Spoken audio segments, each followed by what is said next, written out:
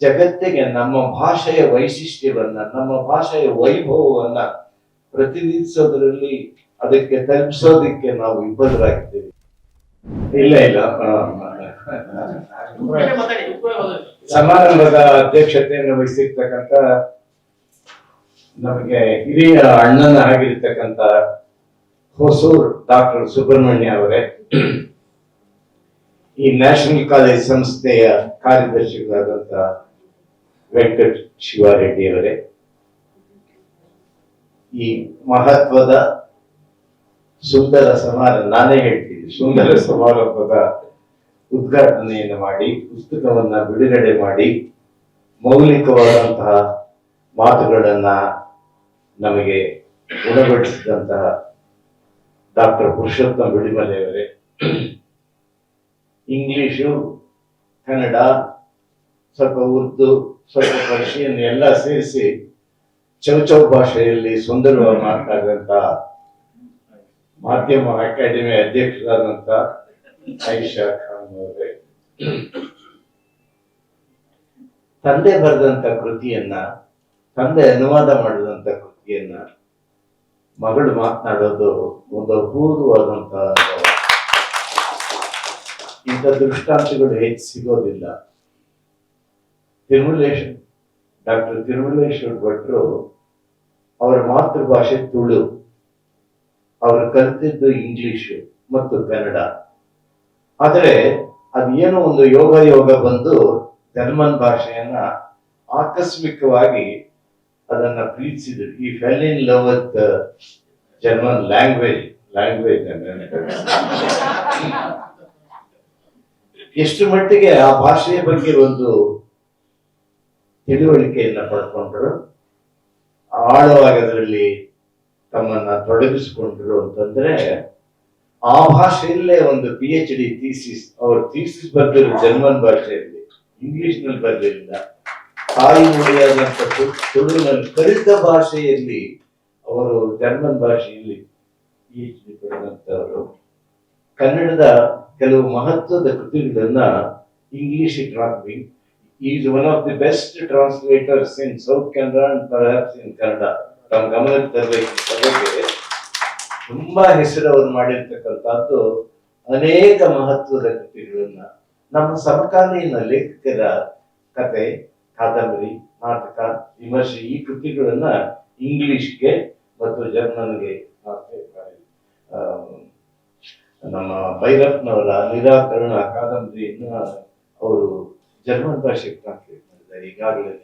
ಹೀಗಾಗಿ ಕನ್ನಡದ ಆದಿಕವಿಯಾದಂತಹ ಪಂಪನ ಬಗ್ಗೆ ನಮ್ಮ ಇವತ್ತು ವಿಶಿಷ್ಟವಾದ ರೀತಿಯಲ್ಲಿ ಅವನ್ನು ಮಂಡಿಸೋದಕ್ಕೆ ಪ್ರಯತ್ನ ಪಟ್ಟರು ನಮ್ಮ ಪುರುಷೋತ್ತಮ ಬಿಳಿಮಲೆಯವರು. ಯಾಕೆ ಪಂಪ ಮುಖ್ಯ ಆಗ್ತಾನೆ ಇವತ್ತು ಅಂತ, ಪಂಪನನ್ನ ಬೇರೆ ಭಾಷೆಗೆ ತಲುಪಿಸುವ ಕೆಲಸದಲ್ಲಿ ನಾವು ಹೇಗೆ ವಿಫಲರಾಗಿದ್ದೇವೆ ಎನ್ನುವುದನ್ನು ಕೂಡ ಅವರು ವಿವರಿಸಿದರು.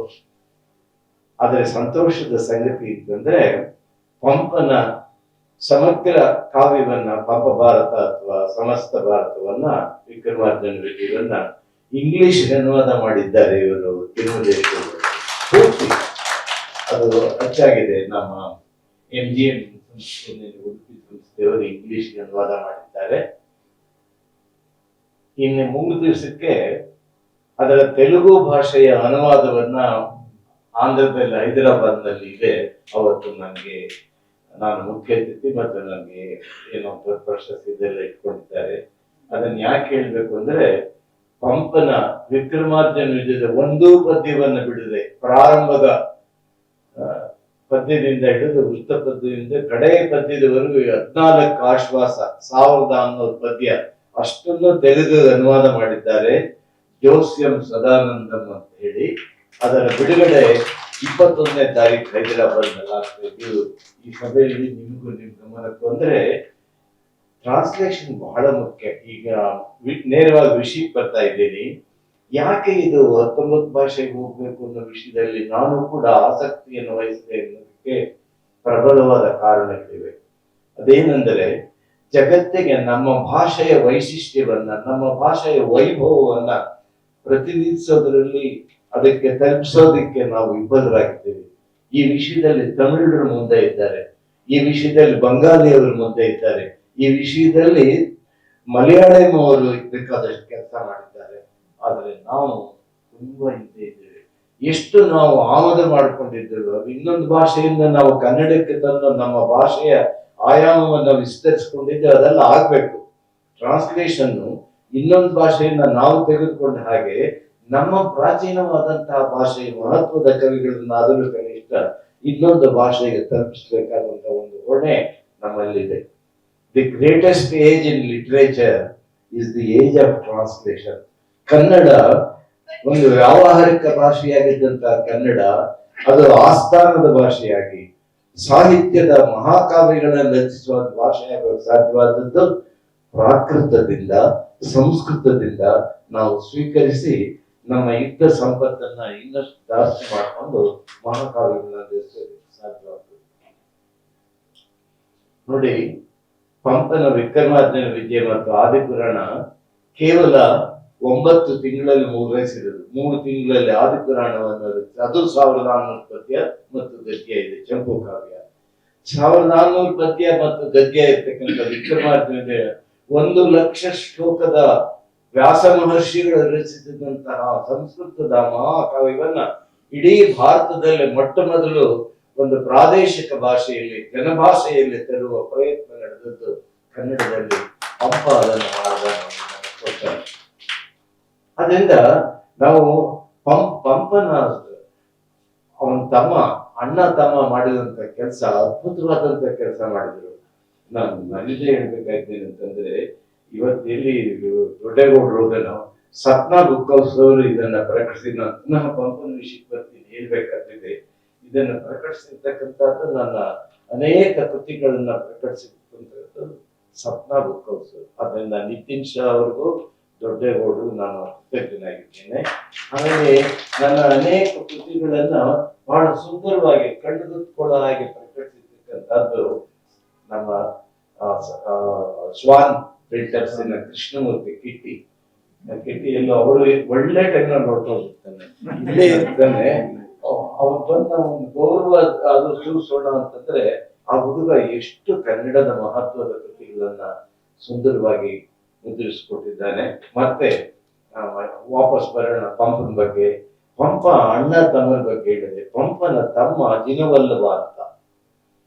ಪಂಪ ವೇಮುಲವಾಡ ಚಾಲುಕ್ಯರ ಇಮ್ಮಡಿ ಅರಿಕೇಸರಿಯ ಆಸ್ಥಾನದಲ್ಲಿದ್ದಂತಹ ದೊಡ್ಡ ಕವಿ.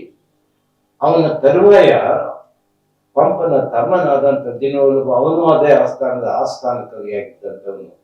ಅಣ್ಣ ತಮ್ಮ ಇಬ್ಬರು ಅಕ್ಕಪಕ್ಕದ 2 ಭಾಷೆಗೆ ಮಾಡಿರ್ತಕ್ಕಂಥ ಕೆಲಸ ಮತ್ತು ನೀಡಿದಂತ ಕೊಡುಗೆ ಎಷ್ಟು ಅನನ್ಯವಾದದ್ದು ಅಂತಂದ್ರೆ, ಕನ್ನಡಕ್ಕೆ ಪಂಪ ಆದಿಕವಿ ಆದರೆ ಅವನ ತಮ್ಮ ಜಿನವಲ್ಲಭ ತೆಲುಗು ಭಾಷೆಗೆ ಆಂಧ್ರಕ್ಕೆ ಆದಿಕವಿಯರು.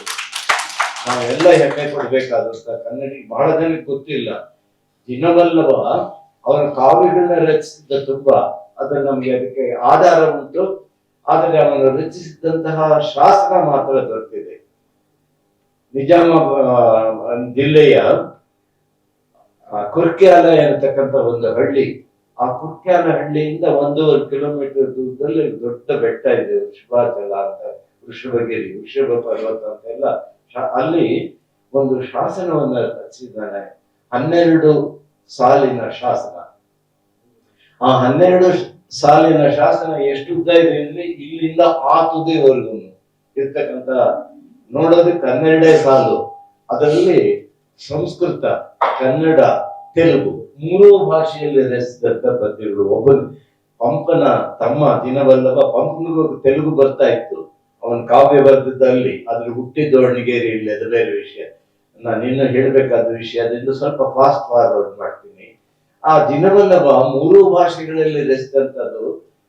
ಸಂಸ್ಕೃತ ವಿದ್ವಾಂಸರು ಹೇಳ್ತಾರೆ, ಅವನ ಸಂಸ್ಕೃತ ಭ್ರಾತೇರ್,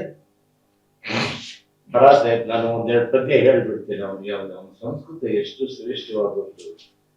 ಭ್ರಾತೇರ್ ಧರ್ಮಪುರಂ ಪ್ರಯಾಮ ಕಿಮತೋ ಜೈನೇಂದ್ರ ಅಭಿಷೇಕೋತ್ಸವ ಕ್ಷೀರ ಪ್ಲಾವಿತ ತುಂಗ ಶೃಂಗ ವೃಷಭ ಕ್ಷೀಣಾದ್ರಿಯಂ ಈಕ್ಷಾಮಹೇ ಯಾತ್ರಾಯಾತ ಸಮಸ್ತ ಭವ್ಯ ಸಮುದಾಯಕ್ಕೆ ಅವರೆಲ್ಲ ಸನ್ಮಾನ ಮಾಡ್ತಿದ್ವಿ. ಅದನ್ನು ವಿವರಿಸ್ತಿರೋ ಪದ್ಯ. ಪ್ರಾತರ್ ಅಲ್ಲಿ ಹೋಗ್ತಾ ಇರೋ ನನಗೆ ಅಣ್ಣ ಅಂತ, ಸೋದರ ಅಂತ ಪ್ರಾತರ್. ನಾವು ಧರ್ಮಪುರಂ ಪ್ರಯಾಣ ನಾವು ಧರ್ಮಪುರಕ್ಕೆ ಹೋಗೋಣ ಅಂತ. ಯಾಕೆ ಬರ್ಬೇಕು? ಕಿಮ್ಮತ್ತು ಏನಿದೆಯಪ್ಪ ಅಲ್ಲಿ? ಅಯ್ಯೋ, ಅಲ್ಲಿ ವಿಶ್ವ ಪರ್ವತ ಇದೆ, ಅದರ ಮೇಲೆ ಜಿನರ ಅಭಿಷೇಕ ಆಗಿದೆ. ಜೈನೇಂದ್ರ ಅಭಿಷೇಕ ಎಷ್ಟು ಮಾಡಿಬಿಟ್ಟಿದ್ದಾರೆ ಅವ್ರ ಅಭಿಷೇಕ ಅಂದ್ರೆ, ಇಡೀ ಬೆಟ್ಟ ಕ್ಷೀರ ಪ್ಲಾವಿತ, ಹಾಲಿನಲ್ಲಿ ಅದು ಒದ್ದೆ ಆಗೋಗ್ಬಿಟ್ಟಿದೆ ಬೆಟ್ಟ. ಬೆಟ್ಟ ನೋಡಕ್ ಹೋಗುವಂತ ಅವನು ಅಂತಹ ಕವಿ.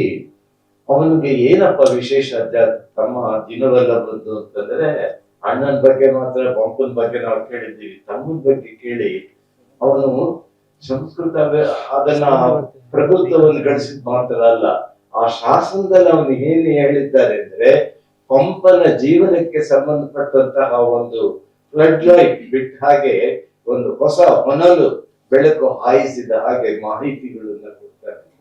ಅಣ್ಣನ ಬಗ್ಗೆ ಎಂತ ಭಕ್ತ ಅಂದ್ರೆ, ಅಣ್ಣ ಪಂಪ ಅಂತ ಹೇಳಲ್ಲ, ಪಂಪಾರ್ಯ ಪೂಜ್ಯ ಪಂಪನೇ ಅಂತ ಹೇಳ್ತಾನೆ. ಅಣ್ಣ ಅವನು ರಸಿಕನಾದಂಥವನು. ಈಗಾಗಲೇ ಪಂಪ ಮಹಾ ರಸಿಕ ಕವಿ. ನನ್ನ ಕಾವ್ಯದಲ್ಲಿ ರಸಿಕತೆ ತರುವ ಭಾಗದಲ್ಲೆಲ್ಲ ಪಂಪನ ಛಾಯೆ ಇದೆ ಅದರಲ್ಲಿ. ಅಂತಹ ಸಾರಂ ಅನಂಗ ಜಂಗಮ ಲತಾ ಲಲಿತಾಂಗಿಯದಿಂದ ಮಲ್ತೆ ಸಂಸಾರಂ ಅಂತ ಹೇಳಿದಂತಹ ಕವಿ ಅವನು. ಅದರಿಂದ ಆ ಅಣ್ಣನ ಹೆಸರಿನಲ್ಲಿ ಇವನು ಒಂದು ತೋಟವನ್ನು ಕಟ್ಟಿಸ್ತಾನೆ. ಮದನನ ಇದರ ಒಂದು ಭವ್ಯವಾದಂತಹ ತೋಟವನ್ನು ಕಟ್ಟಿಸ್ತಾನೆ. ಆಮೇಲೆ ಕವಿತಾ ಗುಣಾರ್ಣವವೆಂಬ ತಟಾಕಮ್ಮ ಅಣ್ಣನ ಹೆಸರಿನಲ್ಲಿ ಒಂದು ಸರೋವರವನ್ನು ಕಟ್ಟಿಸ್ಕೊಡ್ತಾನೆ. ಮತ್ತು మీరు వచ్చినారు సార్ ಬಂದಿರಿ, ನಾನು ಎಲ್ಲೋ ಹೊರಟೋಗ್ಬಿಟ್ರೆ ನಮ್ಮನ್ನ ವೆಂಕಟ ಶಿವಾರೆಡ್ಡಿ ನಿಮ್ದು ಒಂದು ಕರ್ತವ್ಯ ಇದೆ ಮಾಡ್ಬೇಕಂತ, ನೀವೇ ಬೇಕು ನನಗೆ. ಸೊ ಅಣ್ಣನ ಹೆಸರಿನಲ್ಲಿ ಒಂದು ಸರೋವರವನ್ನೆಲ್ಲ ಕಟ್ಟಿಸ್ತಾನೆ. ಮದನ ವಿಲಾಸವೆಂಬ ತೋಟವನ್ನ ಕಟ್ಟಿಸ್ತಾನೆ. ಮತ್ತು ತೀರ್ಥಂಕರರ ವಿಗ್ರಹಗಳನ್ನ, ಚಕ್ರೇಶ್ವರಿಯ ವಿಗ್ರಹವನ್ನೆಲ್ಲ ಇವತ್ತು ಇದೆ. ಅದು ಚಕ್ರೇಶ್ವರಿಯ ವಿಗ್ರಹ ಇದೆಯಲ್ಲ, ಇಡೀ ಭಾರತದಲ್ಲಿ ಅಷ್ಟು ದೊಡ್ಡ ವಿಗ್ರಹ ಎಲ್ಲೂ ಇಲ್ಲ. ಅಲ್ಲದು ಕುರ್ಕ್ಯಾಲ ಬೆಟ್ಟದ ಮೇಲೆ ಇವತ್ತು ವಿರಾಜಮಾನ ಆಗಿದೆ. ಅವನು ಜಿನವಲ್ಲಭ ಕಾವ್ಯಗಳನ್ನು ಸುಶ್ರಾವ್ಯವಾಗಿ ಹಾಡ್ತಾ ಇದ್ದ. ಕಾವ್ಯಗಳನ್ನ ಸುಶ್ರಾವ್ಯವಾಗಿ ಸಾವಿರಾರು ಜನರ ಸಭೆಯಲ್ಲಿ ಎಲ್ರಿಗೂ ಕೇಳೋ ಹಾಗೆ ಗಟ್ಟಿಯಾಗಿ ಓದ್ತಾ ಇದ್ದಾರೆ. ಇದಕ್ಕೆ ವಾಚಕರು ಅಂತ ಕರೀತಾರೆ. ಇವಾಗ ಗ್ರೇಟ್ ರಿಸೈಟರ್. ಭಾರತದಲ್ಲಿ ಇದ್ದಂತಹ ದೊಡ್ಡ ದೊಡ್ಡ ವಾಚಕರಲ್ಲಿ ವಾಚಕಾಭರಣ ಅನ್ನುವ ಪ್ರಶಸ್ತಿ ಕೊಟ್ಟಿದ್ದೀವನೊಬ್ಬನಿಗೆ ಮಾತ್ರ ಇಡೀ ಭಾರತದಲ್ಲಿ. ಪಂಪನ ತಮ್ಮನಿಗೆ ವಾಚಕಾಭರಣ, ಓದೋದ್ರಲ್ಲಿ ನೀನು ಆಭರಣ, ಆರ್ನಮೆಂಟ್ ಆಫ್ ರಿಸೈಟರ್ಸ್ ಅದು ಕೊಟ್ಟಿದ್ದಂತ. ಏನು ಗಮಕಿ ಮತ್ತು ವಾಚನ ಗಮಕಿನೂ ಮಾಡ್ದ, ಹಾಡ್ತಾನೆ. ಹಂಗಾರೆ ಹೇಳ್ತೀನಿ, ಗೀತಂ ಗಾತುಂ ಅನೇಕ ಭೇದ ಸುಭಗಂ ಕಾವ್ಯಾನಿ ಸೋಚ್ಚಾವಚಂ ವಾಚಾ ವಾಚಯಿತುಂ ಪ್ರಿಯಾಣಿ ವದಿತುಂ ಅಂಗನ ರಮಯಿತುಂ. ಅವನೆಲ್ಲ ವರ್ಣನೆಗಳು ಬರುತ್ತೆ. ಅವನು ಹೆಂಗಿದ್ರೆ ಅಂದ್ರೆ, ಓದ್ತಾ ಇದ್ದ, ಗೀತಂ ಗಾತುಂ ಹಾಡ್ತಾ ಇದ್ದ, ಗೀತೆಗಳನ್ನ ಹಾಡ್ತಾ ಇದ್ದ. ಸುಲಭ ಅಲ್ಲ ಅದು. ಯಾಕೆ ಅಂತಂದ್ರೆ ಅದು ಬೇರೆ ಬೇರೆ ಛಂದಸ್ಸಿನಲ್ಲಿ ವೃತ್ತ, ಕಂದ, ಶಾರ್ದೂಲ, ವಿಕೃಜಿತ ಮತ್ತೆ ಸೊ ರಾಗದಲ್ಲಿ ಬದಲಾಯಿಸಬೇಕಾಗುತ್ತೆ. ಅದರಿಂದ ಗೀತಂ ಗಾತುಂ ಅನೇಕ ಭೇದ, ಈ ರೀತಿ ನಾನಾಕದನ್ನ ಸುಭಗ ಲೀಲಾಧಾರವಾಗಿ ಆಡ್ತಾ ಇದ್ರು. ಆಮೇಲೆ ಶೌಚಾವಚನ್, ಎತ್ತರವಾದ ಕಂಠದಲ್ಲಿ ಅವನು ಹೇಳ್ತಾ ಇದ್ದ. ಜನರ ಜೊತೆಯಲ್ಲಿ ಹೇಗಿದ್ದ ಅವನ ಸ್ವಭಾವ? ಪ್ರಿಯಾನಿ ಒದಿತು, ಪ್ರೀತಿಯಿಂದ ಮಾತಾಡಿಸ್ತಾ ಇದ್ದ ಅವನ ವಿನಯ ಗುಣ. ವಿನಯ ಇತ್ತು. The greatest wisdom that one can hope to acquire in life is the wisdom of humility. ಎಷ್ಟು ಓದಿದ್ದಾನೆ, ವಿನಯ ಇದೆ, ವಿನಯ ಇರಬೇಕು ಅವನಲ್ಲಿ. ಆ ಗುಣ ಇತ್ತು.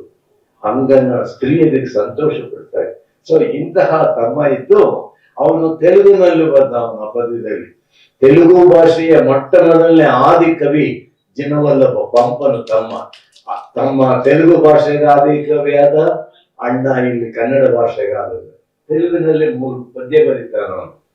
ಜಿನಭವಲಂಬು ಹೆಚ್ಚುಂಚುಟ జినపూజలు సేచున్ని జినములకు నచ్చిన అన్నదానంబులు ఈవుటం ಜಿನವಲ್ಲಭಂಬೋಲ್ ಗಲರೇ ಜಿನಧರ್ಮ ಪರುಲ್ ಇದು ಒಂದು ಕಥೆ ತೆಲುಗು ಈ ತರ ಎಲ್ಲ ಹೀಗೆ ಪ್ರಸಿದ್ಧನಾದಂತಹ ಅಣ್ಣ ತಮ್ಮದನ್ನೆಲ್ಲ ಈ ಪ್ರಸ್ತಾಪಿಸಿದ್ದ ಕೆಲವರು ಇವೆಲ್ಲರ ಪ್ರಭಾವದಿಂದಾಗಿ ನಾನು ಕನ್ನಡದಲ್ಲಿ ಬರೆದಂತ ಒಂದು ಕಾವ್ಯವನ್ನ ಇಷ್ಟೊಂದು ಭಾಷೆಗೆ ಅನುವಾದ ಮಾಡಿದಿರಲ್ಲ ಆ ಎಲ್ಲ ಅನುವಾದಕರನ್ನ ನಾನು ಸ್ಮರಿಸ್ಕೊಳ್ತೀನಿ.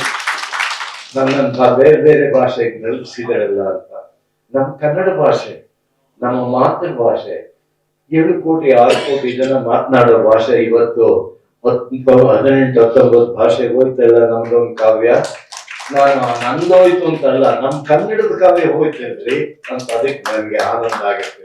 ಅದರಿಂದ ಅವರನ್ನು ಅದನ್ನ ಪ್ರಕಟಿಸಿದಂತವನ್ನೆಲ್ಲ ಜ್ಞಾಪಿಸ್ಕೊಂಡು ಇಂಥದ್ದೊಂದು ಸುಂದರವಾದ ಸಮಾರಂಭವನ್ನು ಹಮ್ಮಿಕೊಳ್ಳೋದಕ್ಕೆ ನಮ್ಮ ಎಚ್ಎನ್ನವರ ಹೆಸರಿನಲ್ಲಿರುವ ಈ ಸಭಾಂಗಣವನ್ನ ಅನುಕೂಲ ಮಾಡಿಕೊಟ್ಟವರು ನಾನು ಹಾಗೆ ಹೇಳಿದ್ದೆ. ನಮ್ಮ ಸುಬ್ರಹ್ಮಣ್ಯ ವೆಂಕಟಶಿವಾರೆಡ್ಡಿ ಅವರು ಸೂಸೈಡ್ ಮಾಡಿದ್ರೆ ಅವರು ಒಳ್ಳೆ ಆಫೀಸ್ ಎಲ್ಲ ಇದನ್ನ ಕರ್ಕೊಂಡು ಹೋಗಿ ಎಲ್ಲ ತೋರಿಸಿ ಎಷ್ಟು ಪ್ರೀತಿಯಿಂದ ಎಷ್ಟು ವಿಶ್ವಾಸದಿಂದ ಅವ್ರು ಏನ್ ಹೇಳಿದ್ರು ಅವರು ಇಷ್ಟೆಲ್ಲ ನಾವು ಮಾಡಿದ್ದೀವಿ.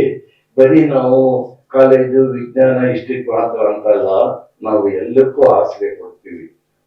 ಕಲೆ ಸಾಹಿತ್ಯನ ಇಂಥದಕ್ಕೆಲ್ಲ ನಾವು ಆಶ್ರಯ ಕೊಡ್ತೀವಿ ನಾವು ಸಂಸ್ಥೆ ಇಲ್ಲವೇ. ಅದರಿಂದ ನಿಮ್ಗೆ ಏನಾದ್ರು ಬೇಕಾದ್ರೆ ಸಮಾರಂಭ ಯಾವಾಗ ಬೇಕಾದ್ರೂ ಹೇಳಿ ಅಂತ ದೊಡ್ಡ ಮನುಷ್ಯ ನಮ್ಮ ವೆಂಕಟೇಶ್ವರ ಸುಬ್ರಹ್ಮಣ್ಯ ಅವರು ಡಾಕ್ಟರ್ ಸುಬ್ರಹ್ಮಣ್ಯಂ ಅವರು ನಾನು 16 ವರ್ಷದವಳು. ನನಗೋವರೆಗೂ ಕೇವಲ 72 ವರ್ಷದ ಸ್ನೇಹ. ನಾನು ಯಾರು ಹೇಳಿದ್ರು ಸಾರಿ ಎಷ್ಟೋ ಜನ ಬದುಕದೇ ಇಲ್ಲ ಎಷ್ಟು ವರ್ಷ. ಅವರು ಎವರ್ ಗ್ರೀನ್ ಹೀರೋ ಇದ್ದಂತ 95 ವರ್ಷ ಆಗಿದ್ದಾರೆ. ನಾನು ಅವ್ರ ಹಿಂದ್ಗಡೆನೆ ನಾನು ನಿಂತಿದ್ದೀನಿ 90.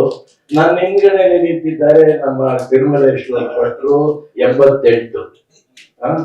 ಅವರು ಮುಖದ ಮಂದಸ್ಮಿತ ಇದನ್ನು.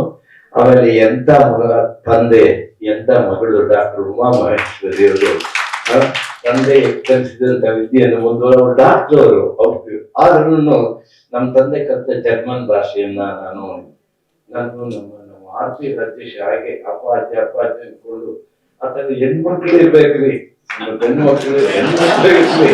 ಆದ್ರೆ ಹೆಣ್ಮಕ್ಳು ಉಮಾ ಮಹೇಶ್ವರಿಗಳು ಅವರು ಸೌಭಾಗ್ಯವತಿ ನಳಿನಾಕ್ಷಿ ಅವರು ಬಂದಿದ್ದಾರೆ. ಈ ತರ ತಂದೆ ತಾಯಿ ಇದರಲ್ಲಿ ಇಲ್ಲೇ ಕೂತಿದ್ದ ನಳಿನಾಕ್ಷಿ ಅವರು ಬಂದಿದ್ದಾರೆ. ನನಗೆ ನಮ್ಮ ತಿರುಮಲೇಶ್ವರ ಭಟ್ರು ನಾನು ನಮ್ಮ ಆರತಿ ರಾಜೇಶ್ ಹೇಳಿದ ಹಾಗೆ ನಾವು ಫೋನ್ ನಲ್ಲಿ ಮಾತಾಡ್ತಾ ಇದ್ರೆ ಮೊಬೈಲ್ ನಲ್ಲಿ ಮಾತಾಡ್ತಾ ಇದ್ರೆ ಒಂದು ರಾತ್ರಿ ಅರ್ಧ ಗಂಟೆ ಮಾತಾಡ್ತೀವಿ. ಅರ್ಧ ಗಂಟೆ ಏನು ನಮ್ದೇನು ಇನ್ನೇನು ಲವ್ಗಿವೇನ್ ಬಗ್ಗೆ ನಮ್ಗೆ 88-90 ಅದೇನಿಲ್ವಲ್ಲ. ಬೇರೆ ಆ ಕವಿ ಹೀಗೆ ಆ ಕೃತಿ ಹೀಗೆ ಸಂಸ್ಕೃತದಲ್ಲಿ ಹೀಗೆ ಅರ್ಧ ದಿವಸ ಅಷ್ಟು ಅಂದ್ರೆ ನೀರವಧಿಯ ಕಾಲ ವಿಪುಲ ಚಕ್ರಕ್ಕೆ ಹಿಂಗ್ ಹೋಗ್ಬೇಕು. ಹಿಂದೆ ರಾಜ ಮಹಾರಾಜರಿಂದ ಇರಲಿ ಮತ್ತು ಶ್ರೀಮಂತರು ಸಾಹಿತ್ಯಾಸಕ್ತರು ಸಮಯ ಹೇಗ್ ಕಳ್ತಾ ಇತ್ತು ಅಂದ್ರೆ ಸಂಗೀತ ಆಲಿಸುವುದರ ಮೂಲಕ, ಸಾಹಿತ್ಯ ಕೃತಿಗಳನ್ನ ಓದೋದ್ರ ಮೂಲಕ ಮತ್ತು ಓದಿಸೋದ್ರ ಮೂಲಕ. ಅದು ನಮ್ಮ ಅದರಲ್ಲಿ ಎದ್ದಿದಂತಹ ಸಾಹಿತ್ಯದಲ್ಲಿ ಕಾವ್ಯದಲ್ಲಿ ಎದ್ದಿದಂತಹ ಮನಸ್ಸು ಹೇಗಿರುತ್ತೆ ಅಂತಂದ್ರೆ ಪನ್ನೀರಿನಲ್ಲಿ ಎದ್ದಿದಂತ ವಸ್ತ್ರದ ಹಾಗೆ. ಆ ಪನ್ನೀರಿನಲ್ಲಿ ಎದ್ದಿದ್ದ ವಸ್ತ್ರ ಒಂದು ದಿವಸ ಎಲ್ಲ ಅದನ್ನು ಮೂಸ್ ನೋಡಿದ್ರೆ ಅದರ ಪರಿಮಳ ಇರುತ್ತೆ. ಹಾಗೆ ಅಂತಃಕರಣದ ಮೇಲೆ ಮಹಾಕಾವ್ಯಗಳ ಪ್ರಭಾವ ಇರುತ್ತೆ. ಅದನ್ನು ಓದಿ ಬೆಳೆದ ನಾನು ಇಂಥದ್ದೊಂದು ಕಾವ್ಯ ಬರೆಯೋದಕ್ಕೆ ನಮ್ಮ ಹುಡುಗರೆಲ್ಲ ನಮ್ಮ ಸ್ನೇಹಿತರೆಲ್ಲ ಚುಡಾಯಿಸ್ತೀವಿ. ಏನ್ ಸಾರಿ ಇಷ್ಟು ರೊಮ್ಯಾಂಟಿಕ್ ಬರೆದು ಬಿಟ್ಟಿದ್ದು ಈ ವಯಸ್ಸಿನಲ್ಲಿ ಈ ತರ ಇದು ಎಲ್ಲ ಬರೋದು ಮತ್ತೆ ಎಷ್ಟು ಸುಂದರ ನಾವು ಹೇಳಿದ್ರಲ್ಲ ನೋಡಿ. ಅನೇಕ ಭಾಷೆಗೆ ಅನುವಾದ ಆದಲ್ಲ, ಆ ಅನುವಾದಕರೆಲ್ಲ ಹೇಳ್ತಾರೆ ಸಾರ್ ಈ ಕಾವ್ಯ ಓದಿ ನಾವು ಎಷ್ಟು ಸಂತೋಷ ಪಟ್ಟಿದ್ದೀವಿ ಅಂತ. ನಮ್ಮ ಇಂಗ್ಲಿಷ್ ಎಡಿಷನ್ಗೆ ಗಿರಿಧರ್ನಿ ಪ್ರಸ್ತಾಪಿಸಿದ್ದಕ್ಕೆ ಅದಕ್ಕೆ ಪ್ಯಾರಿಸ್ ಯೂನಿವರ್ಸಿಟಿ ಪ್ರೊಫೆಸರ್ ಅದಕ್ಕೆ ಇಂಟ್ರೊಡಕ್ಷನ್ ಬರೆದಿದ್ದಾರೆ. ಅಮೆರಿಕನ್ ಯೂನಿವರ್ಸಿಟಿ ಫಾರ್ವರ್ಡ್ ಬರೆದಿದ್ದಾರೆ. ಹೇಳ್ತಾರೆ it is one of the best EPIC that we have read ಅಂತ ಹೇಳ್ತಾರೆ. ನಾನು ಯಾಕೆಂದ್ರೆ ಅದನ್ನು ತಂದಿರೋದು ರಾಮಾಯಣದ ಕತೆ, ಮಹಾಭಾರತದ ಕತೆ, ರಾಜನ ಕತೆ, ರಾಣಿ ಕತೆ ಅಲ್ಲ. ನಿಮ್ಮ ಸಾಮಾನ್ಯ ಕುಟುಂಬದ ಕತೆ. ಒಂದು ದೊಡ್ಡ ಕುಟುಂಬದ ಏರಿಳಿತಗಳನ್ನ ಕುರಿತು, ಕಷ್ಟ ನಷ್ಟ, ದುಃಖ ದುಮ್ಮಾನ ಎಲ್ಲ ಇರುತ್ತಲ್ವಾ ಅಂತ ಒಂದು ಬದುಕು, ಒಂದು ಸಂಸಾರ, ಒಂದು ಕುಟುಂಬ, ಅದನ್ನು ಇರ್ತಕ್ಕಂಥದ್ದು ಈ ಕಥೆಯಲ್ಲಿ. ಅದರಲ್ಲಿ ಬೇಸಿಕತೆ, ನಮ್ಮ ಕರ್ನಾಟಕದ ಹಬ್ಬ, ನಮ್ಮ ಕರ್ನಾಟಕದ ಊಟ ತಿಂಡಿ, ನಮ್ಮ ಕರ್ನಾಟಕದ ಬದುಕು, ವಿಶೇಷವಾಗಿ ಮಹಿಳೆಯರ ದುಃಖ ದುಮ್ಮಾನ. ಮಹಿಳೆ ಒಂದು ಸಂಸಾರ ನಿಲ್ಲಬೇಕಾದರೆ ಅವಳು ಆಧಾರ ಸ್ತಂಭ. ಎಷ್ಟು ಏರಿಳಿತಗಳಿದ್ದರೂ ಅದನ್ನು ಹೇಗೆ ನಿರ್ವಹಿಸ್ತಾಳೆ. ದಾರಿ ತಪ್ಪಿದ ಮಗ ಇದ್ದಾಗ ಅವರ ತಾಯಿ ಗತಿ ಏನಾಗಿರ್ಬೇಕು, ಹೆಂಡತಿ ಗತಿ ಏನಾಗಿರ್ಬೇಕು, ಮದುವೆ ಆಗಿರ್ಬೇಕು.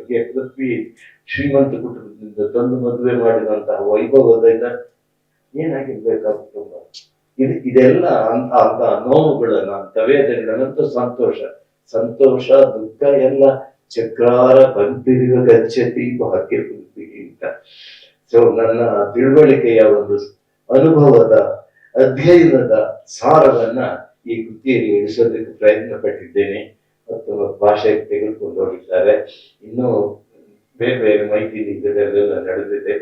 ಆ ಅನುವಾದಕರನ್ನ, ಪ್ರಕಾಶಕರನ್ನ ಎಲ್ಲಕ್ಕಿಂತ ಹೆಚ್ಚಾಗಿ ಈ ವಯಸ್ಸಿನಲ್ಲಿ ಅನುವಾದ, ನಾನು ಈ ವಯಸ್ಸಿನಲ್ಲಿ ಬರೆದ್ರೆ ಅಂತ ಹೇಳ್ತಿಲ್ಲ, ಈ ವಯಸ್ಸಿನಲ್ಲಿ ಅವರು ಅನುವಾದ ಮಾಡಿದ್ದಾರೆ, ಅದು ದೊಡ್ಡದಲ್ವಾ. ಆದ್ರಿಂದ ಇಲ್ಲೆಲ್ಲ ಯಾಕೆ ಹೇಳ್ತಿದ್ದೇನೆ ಅಂದ್ರೆ, ನಮ್ಮ ಯುವಕರಿಗೆ ಮಾದರ್ಶ. ವಯಸ್ಸಾದ ತಕ್ಷಣನೇ ನಾವು ದೀಕ್ಷೆ ತೆಗೆದುಕೊಂಡು ಹೋಗ್ಬೇಕು ಅಂತಲ್ಲ, ಚೆನ್ನಾಗಿ ಬಾಳ್ಬೇಕು. ನಾವು ಬದುಕೋಕು, ನಮ್ಗೆ ಯಾಕೆ ಜೀವನ ಕೊಟ್ಟಿರೋದು, ನಾವು ಯಾವ ರೀತಿ ಭೂಮಿ ಬಂದಿರೋದು ಚೆನ್ನಾಗಿ ಬದುಕಬೇಕು. ಇರೋ ದಿವಸ ಕಡೆ ಉಸಿರಾಗವರೆಗೂ ಬರೀ ಗೊಡುಕ್ ಪಡ್ದೆ, ಅವನ ಮೇಲೆ ರೇಗಿದೆ, ಇವನ್ ಬೈದೆ, ಅವನು ಹೀಗೆ ಯಾವನೇ ಆಗಲ್ಲ. ಇಲ್ಲಿ ನಾವು ಸರಿಯಾಗಿರೋದು. ಇನ್ನು ಹೆಚ್ಚಿಗೆ ಹೇಳೋ ಅಗತ್ಯ ಇಲ್ಲ. ಇನ್ನು ನಾನು ಈ ಸಂಸ್ಥೆಗೆ ನಾನು ಆಗ್ಲೇ ಹೇಳಿದ ಹಾಗೆ ಈ ಸಂಸ್ಥೆ ನನಗೆ ತುಂಬಾ ಪ್ರಿಯವಾದ. ಯಾಕಂದ್ರೆ ನಾನು ನರಸಿಂಹಯ್ಯನವರು ಬಾಲ್ಯದಿಂದ, ನಮ್ಮ ಪಕ್ಕದೂರ್ನವ್ರವರು, ಅವ್ರು ಹೆಚ್ಚನ್ನು ನನಗೆ ತಮಾಷೆ ಮಾಡಿದ್ರು. ಅಪ್ಪ ನಾನು ಹೆಚ್ಚನ್ನು, ನೀನು HP ಅನ್ನು ಅಂತ. ನಾನು ಹೆಚ್ಚಿನ ಅವರು ಇದ್ದಂತ ಬೆಳೆಸಿದ ಸಂಸ್ಥೆ ಇವರಿಬ್ಬರು ಸೇರ್ಕೊಂಡು ಎಷ್ಟು ಚೆನ್ನಾಗಿ ನಡೆಸ್ತಾ ಇದ್ದಾರೆ, ಅದನ್ನು ಎಷ್ಟು ಚೆನ್ನಾಗಿ ನಡೆಸ್ತಾ ಇದ್ದಾರೆ. ಸಂತೋಷ. ನಾವು ಸಭೆಯಲ್ಲಿ ಭಾಗವಹಿಸಿ ಪ್ರಾರಂಭದಿಂದ ಕೂತು ಇಂಥದ್ದೊಂದು ನಿಮಗೂ ನಮಗೂ ಗೊತ್ತಿಲ್ಲದೆ ಇರೋ ಭಾಷೆ, ಈಗ ನಿಮಗೂ ಗೊತ್ತಿಲ್ಲ, ನನಗೂ ಗೊತ್ತಿಲ್ಲದೆ ಇರೋ ಭಾಷೆಯ ಪುಸ್ತಕದ ಬಿಡುಗಡೆ ಸಮಾರಂಭ ಗೊತ್ತಿರೋ ಜನ ಬಂದಿದ್ದೀರಲ್ಲ.